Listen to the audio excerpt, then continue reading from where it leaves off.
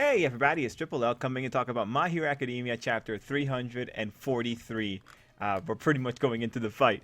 Alright, so I guess the general, like there's a lot of really cool little things to talk about here when it comes to the chapter. But I also want to talk about a lot of the audience reaction. Just because I was reading again, Viz, I support Viz. I was reading their comments and it's actually really interesting just how much confusion there seems to be, and there is like one interesting feeling that most people are having, which is what I titled the video, the whole thing about rushing, which I would love to cover. But in terms of like just the confusion, it's honestly weird. Some people are wondering if Shinzo's the reason why the lie wasn't work, or like the lie detection was not working. At this moment in time, it could be possible if there's like an extreme upgrade to that quirk, but Shinzo's power doesn't allow people to speak because of the way it works. That's a little bit too much. They can't actually think that well. So I'm not sure that that was the case, and honestly, I really hope it's not the case, even with a power upgrade, because I think it would be more clever if, well, if we were in a situation where they were actually just able to trick him by using technicalities. I don't think there's anything wrong with that. I think technicalities, if the heroes can pull it off, is completely fine. So I would be kind of rooting for that. And then there were other pieces of confusion, like people actually buying that Aoyama was turned, even though it was like, well, we know that they were going to use Aoyama in this fashion. Overall, it was just very interesting to see like all the little questions that were popping up in here. Now, speaking of, I feel like I'm forgetting one other thing, but we'll move on. Speaking of the rushing, I don't think this is rushing in the context of Hero Academia. So one thing you have to recall is that this first phase of the fight is not where the fight's going to end. This fight's going to have multiple phases. And the best example for you to just kind of get your head wrapped around it is just the fact that Plan A and Plan B both require people to be split up. This is just the beginning. So with Hero Academia, what you have to realize is that it goes fast into its initial conflict. Like Hero Academia has always done this. It's just that in this particular situation, you see like the face downs, but when you remember that this is just the first opening act, right? And you remember that there's two other plans that have to be touched upon, things make more sense relative to the rest of Hero Academia. And just to give you the example of why, in the context of Hero Academia, this isn't exactly rushed. Not even considering the fact that we had four chapters of how to be a hero, or the day we became heroes as build-up.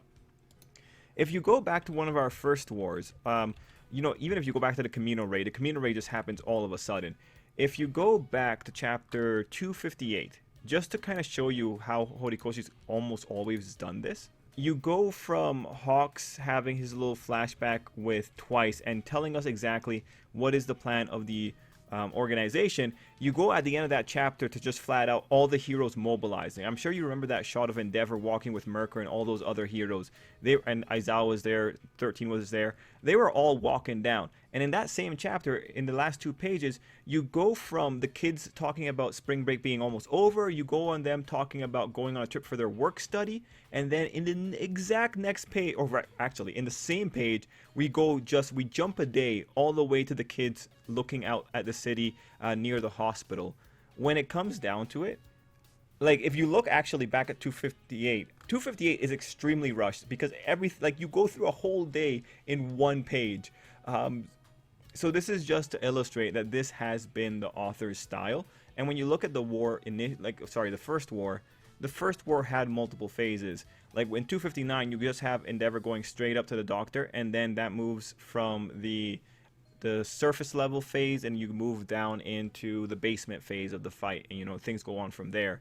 When it comes to the actual fights, the author has always been relatively fast. I would say that 258 is a bit faster in general than this setup, just because we spent so many chapters dedicated to people talking about, hey guys, we're doing the final fight. Hey guys, here's our plan. We're not going to tell the readers about it. We're just going to talk around it, right? So that's what I would bring up. I would say, though, that it's just the way you see the two sides facing down. Like, that's so impactful. That's probably what's got the rush effect going on. It's just because, like, oh, wow, yeah, everyone, like, literally just got warped into one spot. But remember, this is only the first step. Like, they still have to do the separation for plan A and plan B to work. The question is, of course, where are they going to separate to? It would be cool if some people go to USJ, just because that'd parallel like the first villain arc. But that, I think that's too close. But if you go there and you put them in inhospitable environments, like imagine warping Dobby into the flood zone. That's going to be hilarious. I would kind of hope that would go down, but we'll have to see where exactly the separation is going to happen. There are other little possibilities here that we have to watch out for as well. The thing is that it's All For One doing the plan, and All For One has been shown to be wrong here, so we'll have to see how this goes. Anyway, yeah, just looking at the very quick rundowns from the Viz comments, I think those are the main points that I've seen. Actually, I guess there is like one more point about, like, you know, why is the author rushing things? Well, like, you gotta remember, like, he probably has only enough plot points for about the end of 2022, 2023. I would say that we still have 40 chapters of Hero Academia. I am hoping that we go over 400. But the author's plot points, he doesn't have enough content to fill out 50 chapters in terms of just plot details. So I do think that he's gonna get bloated with the fights. The fights are gonna go on for a little bit too long, because I don't think he can count. I don't think he can plan for choreography, because like during a fight there might be a lot of transitionary panels that you kind of require in order to let the readers know how you get from action 1 to action 2, right? So I do think he's gonna blow up there. I don't think Hero Academia ends in this year, honestly. I think the fights are gonna get blown up. In terms of other general notes, we also didn't see any follow-ups on the kids. This is a little concerning, just because last week, people like Shoto and Ida, their conversation doesn't seem that great, and Ochako and Izuku's conversations left out a lot of Ochako's character, and didn't really have any resolution. Last week, it felt like he was kind of spinning his wheels, and this week, not having the kids come in and instead just coming in hard with the heroes gets me a little concerned. The thing is, like, he's not going to be doing slow chapters anymore, so now it's kind of an issue of, I really hope that the kids get some rhetoric during their fights. Like, Ochako and Toga definitely will. Shoto will definitely get some. I'm not sure about Ida. Like, Ida's involvement here might be the same as when he just showed up to help Izuku during the last war. You don't really delve into his thoughts. You just see things happening. The ones I'm concerned for really are Kirishima and Ashiro and Momo. I'm really concerned about those three, because those three might get screwed over. For Kaminari and Jiro, you know, if we get lucky, we might have another Kaminari-like moment. And when I talk about getting rhetoric during a fight, I'm really talking about that Kaminari moment. We want, at the very least, every fight to have, well, not every fight, but like for the Class 1A characters at least, give them some meaning. Give them, like, just even talk about their journey so far. Just it doesn't have to be a lot. It just has to be at the same level as the Kaminari, thinking about who he cares about, kind of thing. It's a very simple thing, and it goes a long way. Mind you, it expands some of the material, but like, come on, it's Class 1A. Like, let's give them some nice conclusions here at the very least. Heck, you can give some to Mineta too, although Mineta gets so much screen time compared to a lot of other people that I'm okay with Mineta not getting anything of worth. At this point, class 1B, I'm not even gonna hope for. But yeah, no. As we go into this, I do hope that if we have a break in between phases of the fight, I do hope that we get some kids talking and reflecting. I do hope we get more of the Class 1A characters and some of their rhetoric, just, to give some nice conclusions to this. I really hope that we don't have just a lot of empty fights in terms of what the characters are thinking. Like, the only people that should really be getting empty fights are the ones who are overexposed, like Bakugo. Anyway, those are general notes. Let's go into the page-by-page walkthrough, because this is kind of tricky here. Alright, so the first page is pretty much All For One establishing that lies do not work on him. And when a person possesses even the slightest malicious intent towards me, I know. So we see how he was ultimately proven to be wrong, because there's something weird occurred. And mind you, I think there's a clue in the chapter. But we then launch into this whole segment that's talking about where the quirk came from. And what I liked in this segment is that you got the background. So you got to see more of the forest that All For One was hiding in. And one of the cool details here are that this first quirk, he took it and he made it better with other quirks. We find out that the owner was an ancestor of most likely Sukachi, given that he works with All Might, the descendant does. The big thing here is that it's implied. We know that Sukachi's sister has lie detector. This whole thing about malicious intent is different, though. So, from this, we know that Sukachi has the quirk that All for One has because he says that the descendant is much better with it. So this is important because this actually puts things in a more interesting light with Aoyama.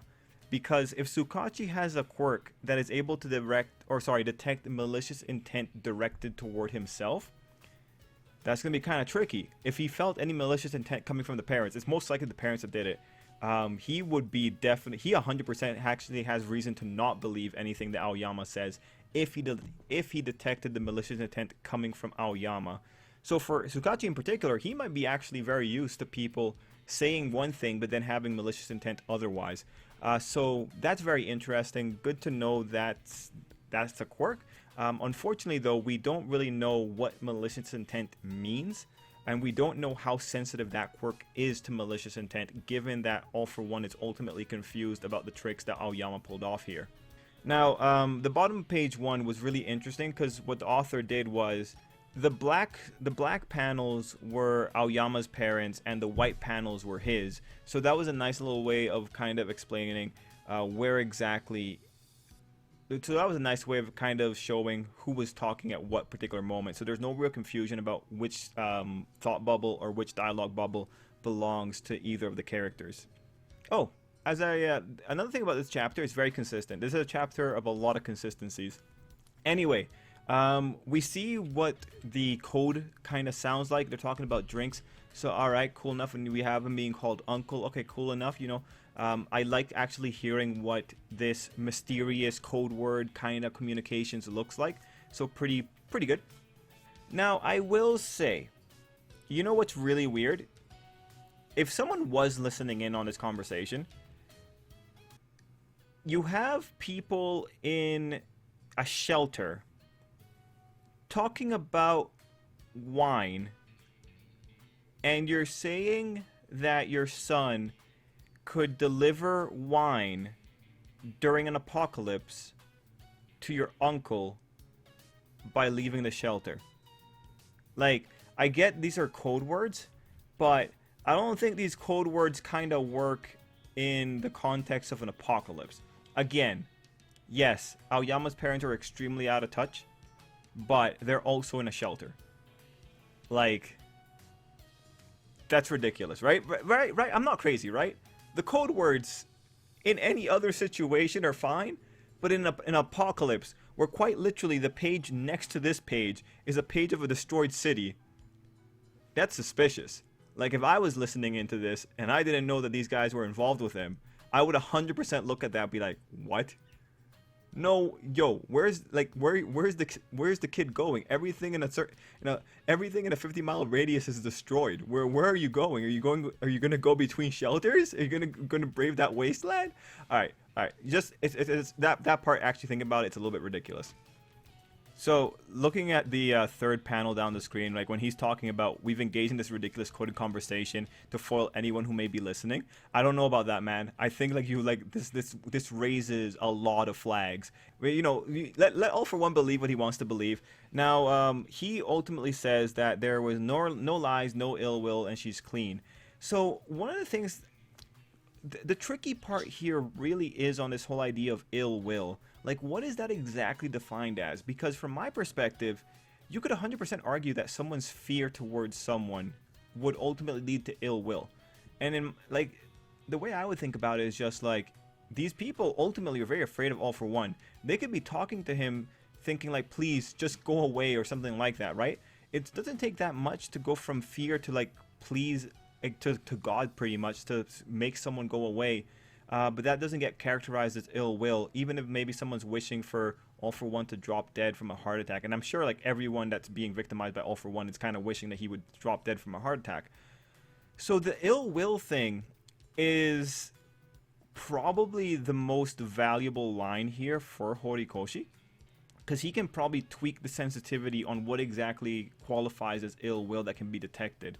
The ill will is really what gives All For One most of his confidence, because the no lies part, that can actually be easily tested even in the chapter. Like, we know that no lies have been told here. If it was just a lie detection quirk, this would, like, he would not be as comfortable, because again, there's no lies. She's sending her son down to go deal with this. There's also the possibility that All For One, his power doesn't work on electronics the same way that Shinzo's power doesn't work through electronics.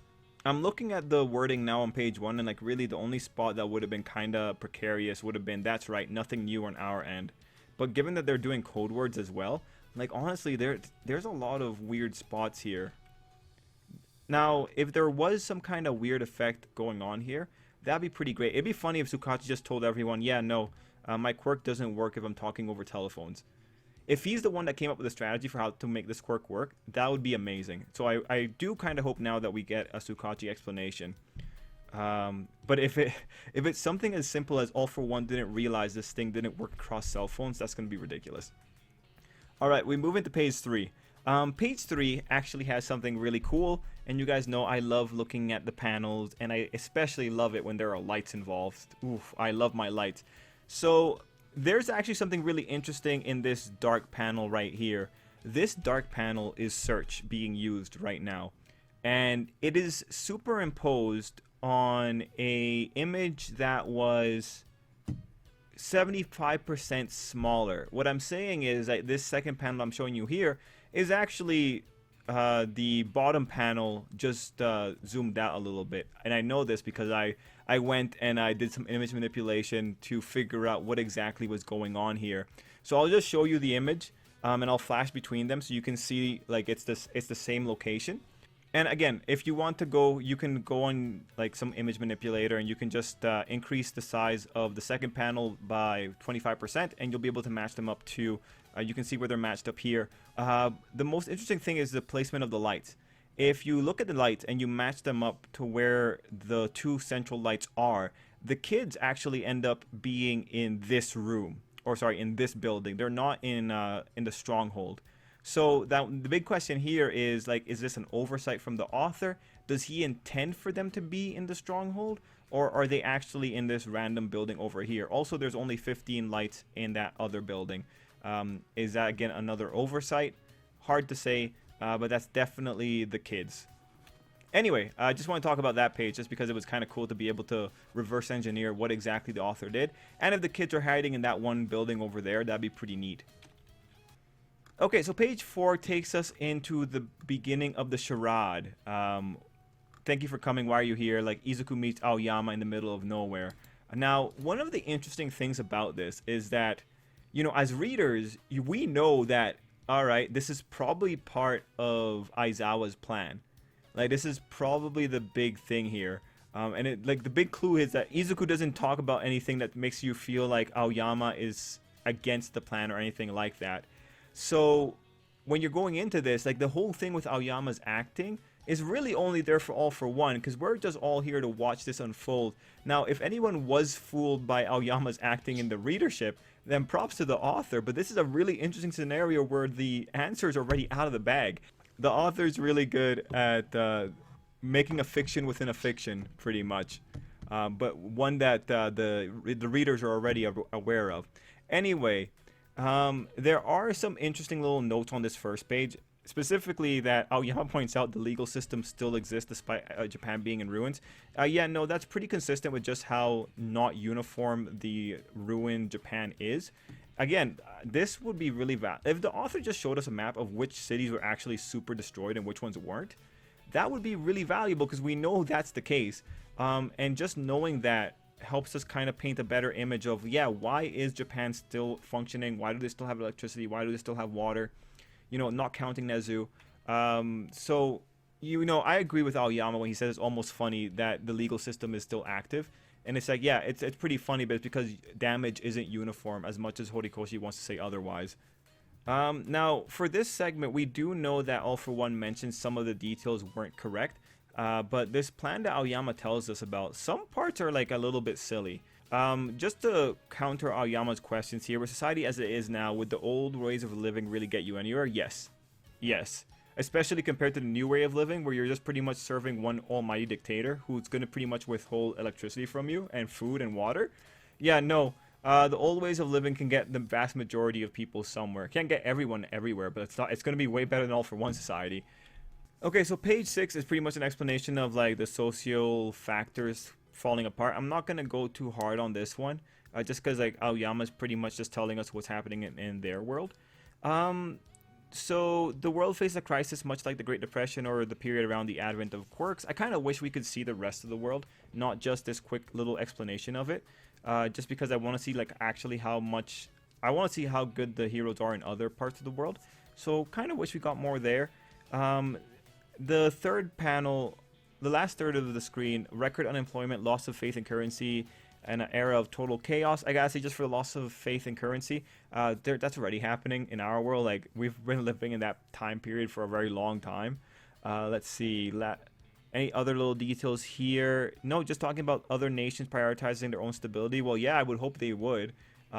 You most certainly, when your house is burning, don't run out to go help your neighbor's house. No, you help yourself first so you can better help your neighbor later. That's kind of how this goes. So it's really interesting how some of the things here were kind of slanted. But again, All for One mentions that not all this is correct. So we move on to page 7, where Aoyama pretty much tells us, in such a world, imagine a country lacking portable water. Now, this is where things get a little bit ridiculous. Because, like, I don't need to imagine in such a world a country lacking potable water. It doesn't take that much. Just a quick Google search is like, Ethiopia, 60% of the population of Ethiopia lack basic access to drinking water. Half of those without basic access to drinking water are more likely drinking from contaminated water from unprotected natural springs, ponds, and more. Alright, like, I don't need to imagine a country without drinking water. It's already a thing here. That spot there is kind of what makes this whole thing a little bit more ridiculous. Just because, you know, well, he goes on to say, imagine if a quirk capable of producing that water was suddenly appear. That's the interesting thing there. Are you telling me that countries without drinking water, with their giant populations, don't have a quirk, a water-producing quirk? Really? They don't have a water-producing quirk? Like, this whole segment here is incredibly strange because it brings up the idea that All for One is the only person with these powers, whereas it's a world of superpowers. This isn't an issue of like a person with a water quirk suddenly appearing when everything is at its worst. Things are already at its worst all over the world. Like, I'm sure there's a water producing quirk somewhere, or like even let's go down it, electricity producing quirk or a gas producing quirk. Heck, All for One steals quirks, so 100% there is a family line somewhere with a water producing quirk. And given that there's billions of people in the world, this is what makes this whole thing ridiculous. It's because it makes it sound as if All for One's the only one that can do this. But for this to be true, All for One needs to steal the quirks of every single person across the world in order to make this general idea of I can be the great provider to the world. It doesn't work in logistics. The logistics are just not there to support it. So thank God that All for One says, like, yeah, you know, you got some of the details wrong. Anyway, this whole idea about having an arena for a remarkable individual to take the initiative, it doesn't make sense in a superpowered world because other people can just do it themselves. Heck, like with this cycle, you're just going to continue creating heroes to come up and fight against All for One. We already know how All for One's story ended when he tried this the first time. He lost. It doesn't take that, like, just give it a few more generations. He's probably going to lose again, even if he does get past this initial stage. But then we go back into he becomes the world's arbiter, its very own demon lord. So actually, the author did really great here in general with this idea, because this is very consistent with All for One, and I gotta really respect that. So All for One, he starts the series by being like a power broker, pretty much. He gives power to people, and that's how he indebts them to himself, right? What you have here is an actual extension of this. All for One ultimately is a gigantic loser. We know he's a gigantic loser because, like, one of the first things he was excited about when he got his power were that people liked him now, or that people like listened to him now. He had friends now. Mind you, I'm being a little bit meaner, but he is a gigantic loser. So with this thing, it's a natural extension. He wants to be able to give people stuff and then make them like him. That's all he really wants. He wants people to like him in his own little way. He wants friends without the responsibility that comes with maintaining friendship. He just wants people to like him and listen to him, and he wants to be liked. That's pretty much it. But he doesn't really. He's kind of misanthropic. He doesn't really get it. Anyway, this is a natural extension. Now it's gone from quirks to just giving you the basic ability to live. Yeah, no, this was actually really consistent with All for One in terms of him wanting people to come to him and grovel at his feet for whatever needs they needed.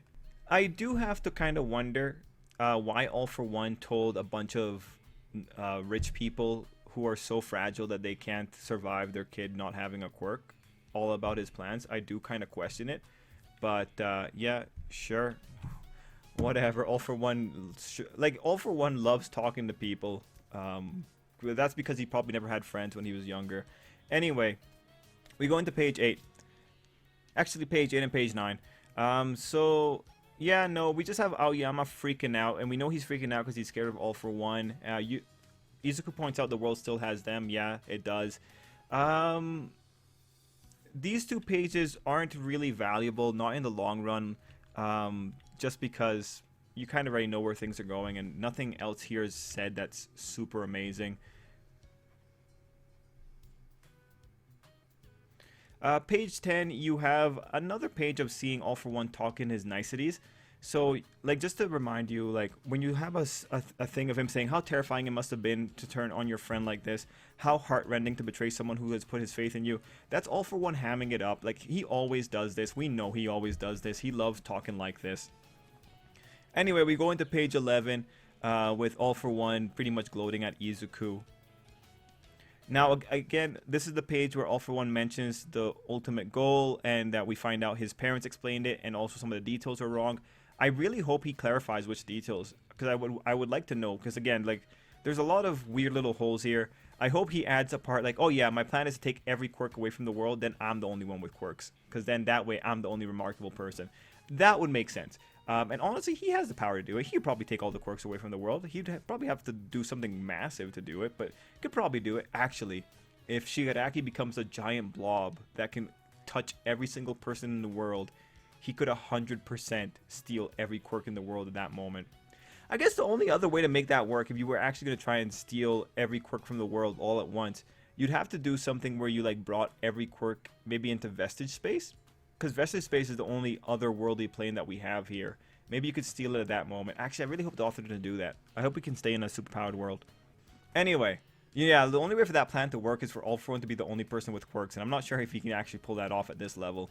Anyway, page 12 is where Aoyama reveals himself, and Aoyama and Izuku pat themselves on the back. Not really anything super great here, aside from All for One losing composure for a second. On page 13...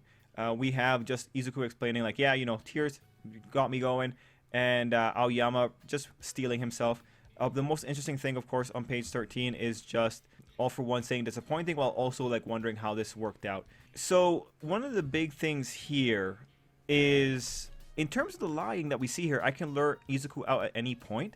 Well, that's not a lie. If that's all that Aoyama said, it ain't a lie. So there we go. And in terms of the malicious intent, given how scared Aoyama was the entire time, the fear might have just killed out any malicious intent. When Aoyama's talking to All for One, he may have very well have been doing so scared out of his mind. It really does depend. You could write this as simply, they're so scared that it's hard to get any malicious intent out of them. Heck, Aoyama could have been doing all this thinking that they're not going to win. There's a lot of ways to write around that malicious intent. It really depends on how exactly you want to characterize it. We then go into page 14 and 15, which is amazing. It's a wonderful shot. Now, I gotta say, I am very surprised to see Shigaraki show up here. But on this page, we have All for One taking off his coat. He never took off his coat for All Might, so I guess it's nice that Izuku has this, distinction. Anyway, we go into a bit where All for One mentions the search quirk tells the user the location and weaknesses of those they see. We've been talking about the search quirk a lot on the live streams, and right now it looks like the search quirk does not have a range limitation. Because if All for One's able to say that the heroes are deployed all across the country, That means that Search must be able to see a good amount of distance.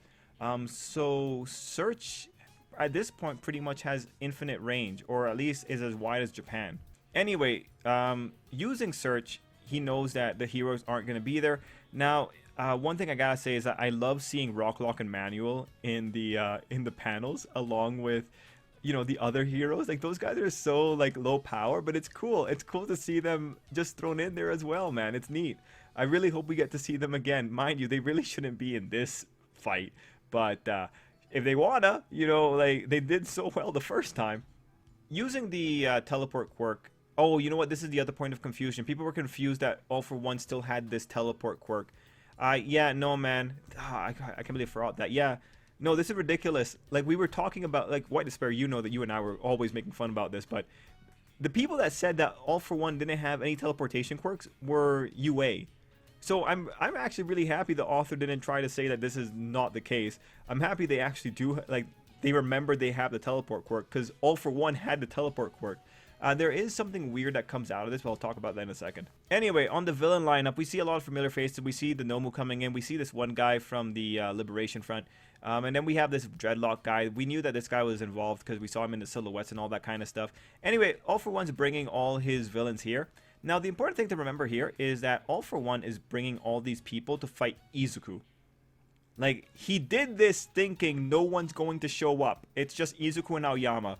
That really just goes to show how strong he thinks Izuku is. Now, mind you, you know what's really weird about this is that Dobby shows up here to a fight that All for One doesn't think Endeavor's going to be at. So, the reason I bring that up is, like, you know, do Dobby and All for One have an agreement? I don't know. The other possibility is, are these all clones? Because if these are all clones, you know, that kind of changes the dynamics a little bit. I do kind of hope for All for One's sake that these are all clones, because that would just make more sense. Because, like, if he's smart, he has multiple groups of people about to target different locations. And Skeptic still wants to blow up the cities, right? And Spinner has a trigger. So, you know, there's a lot of opportunities here for some subterfuge to be going on. And I really hope that we don't just have a situation where All for One's like, what? How did you guys show up here? I really hope I really hope these are not all the solid people. Because if this is actually real Dobby, I want to know why Dobby agreed to come to fight Izuku, of all people, and not just deal with Endeavor. That's all I want to know. I just want to know if there's a negotiation. This is the real Dobby. Anyway, this was a really cool panel, and it's funny, but props to All for One for thinking he needs this many people to take out Izuku. We then go into page 16 and 17, with Aoyama telling us that for some reason, his parents know that All for One is afraid of pretty much everything going back to normal. So I really want to know why they know this. Like, why do they have such a such a window into All for One's soul? Like, why? I just don't understand that. But whatever, it doesn't really matter. Anyway, the critical detail here that we get on this panel is that he sees that Kurogiri is being activated, and he mentions that this will save him some time. Now, in the fan translations, they mentioned that All for One said that it would save him the effort of having to go take him himself. What I'm really curious about is, why wasn't All for One able to pull Kurogiri to his side? Now, mind you, on the previous page, he mentions that the heroes didn't notice that his people were drawing near. So I wonder if the strange teleport goo quirk requires some level of proximity. With that quirk, the way it works, it brings people towards him and shoots people away from him. That's all the quirk can really do, according to him. But it's still just such a giant question mark. This quirk was once upon a time able to get Bakugo to show up next to him. Is it all focused around Shigaraki? Like, is it only people around Shigaraki that he can bring towards him or something like that? The quirk itself still doesn't make a lot of sense, because it's like, why can't you bring Kurogiri towards you? Is there some kind of proximity rule going in here? Anyway, All for One is ultimately taken for a fool here, as we see, he wasn't able to figure out how they were able to activate Kurogiri. The man who loves keeping track of quirks that could not fathom that the copy quirk was being used. Let's see. We have Monoma coming in. Now, Horikoshi did say that Monoma was going to have a moment. And last week, Thanks to White Despair did point out that Monoma was in the screen with Aizawa, so we saw that coming. That's really good that it actually went through. I do hope that Monoma in particular gets more rhetoric. Like, he needs to finish his rhetoric about heroes that stay in the background and don't come to the forefront. Him and Shinzo pretty much share that rhetoric, so I would love to see more for them. Now, Monoma is going to be really critical here because he can warp gate everyone out of here and do the separated plan. I do also hope that Monoma copied Aizawa's quirk, because I see no reason why not to copy that quirk. So God, please make it so that Monoma copy the damn quirk, because that will severely limit a lot of other people. Anyway, we have Monoma bringing in all the heroes, and I like seeing, you know, Endeavor's sidekick and all them. We do get to see Ojiro's teacher there. I think he's the number 13 hero. We get to see Gang Orca come back. That's pretty cool. Actually, I see this little thing next to Gang Orca that looks like a pussycat, isn't it? Isn't that one of their headgear? Oh well, whatever. Doesn't really matter. We have the heroes showing up. So this is going to be a pretty interesting confrontation. Other note is that Dobby's wearing a different costume than usual. I saw some chatter about what that might be. But yeah, no, I don't think Dobby's going to make it. I think Dobby's going to go down in a blaze of glory. Yeah. Anyway, that's chapter 343 of Hero Academia. I think this is going to be pretty fun. Now, the next thing here that we have to wonder is how quickly will Monoma separate everyone? Or how quickly will the separation happen? Also, Mirko has a giant arm. Like, wow. I'm not too sure. I do want some questions answered. So hopefully we get that some other time. But otherwise, this was pretty good. I'm actually pretty happy that we end off already going just into a gigantic face down. We'll have to see how things shake out from here. So just to let you guys know, like on the live stream, we tried to figure out, you know, how much chapters do we possibly have here in terms of general content. With our estimates, we have, like, we imagine like maybe 41, 42 chapters, which with where we are, that would take us to the end of the year. And just to give you an idea of like what we were estimating, you know, we thought Dabi versus Todoroki family, that could take up 5 chapters total. All Might and All Might's death, because that's still something that has to be kind of done. 2 chapters. I do think All Might's going to die halfway through and Izuku's going to have a moment. Then we see All Might in Vestige World. I think that's what's going to happen. But yeah, All Might death, we'd say like 2 chapters. Toga versus Ochako, we kind of estimate 3 chapters. Bakugo's moment, because Bakugo's going to have a moment that makes everyone that even dislikes Bakugo like love him or whatever. We're giving him 2 chapters for that. The Shoji Spinner plotline, we're going to assume 2 chapters for it. Izuku vs Shigaraki, we gave 10 chapters. Now, the 10 chapters isn't like one chapter after the other. It's going to be separated across many fights, most likely. Like, they're going to have a few clashes. But we're thinking like 10 chapters. Then we have, like, we know that there's a moment for Shinzo, and we know there's a moment for Sero. So I'm going to assume 2 chapters for that one.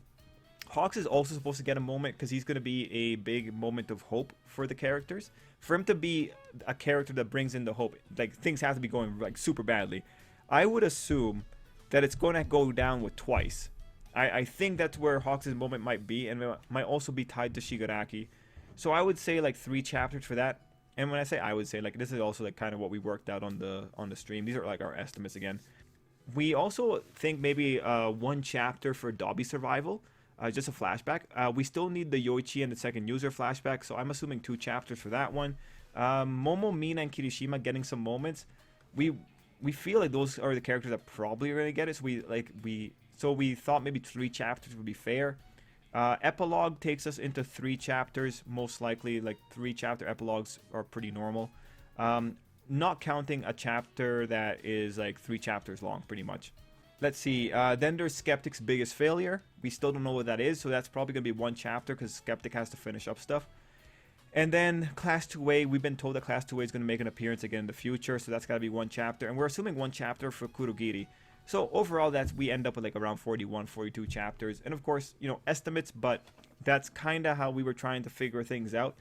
I do think that the author plots things in terms of plot points instead of like actually mapping out the fights and all that. So that feels like 40 chapters worth of plot points. Anyway, guys, that's it for me. Thank you so much for watching. I'm going to call it there. And until next time, I hope you have an absolutely great day. And thanks to the stream crew for always being there. Anyway, this might be the last year of Hero Academia, but I'm sure it's going to be a fun one. Guys, let me know what you thought down below. Until next time.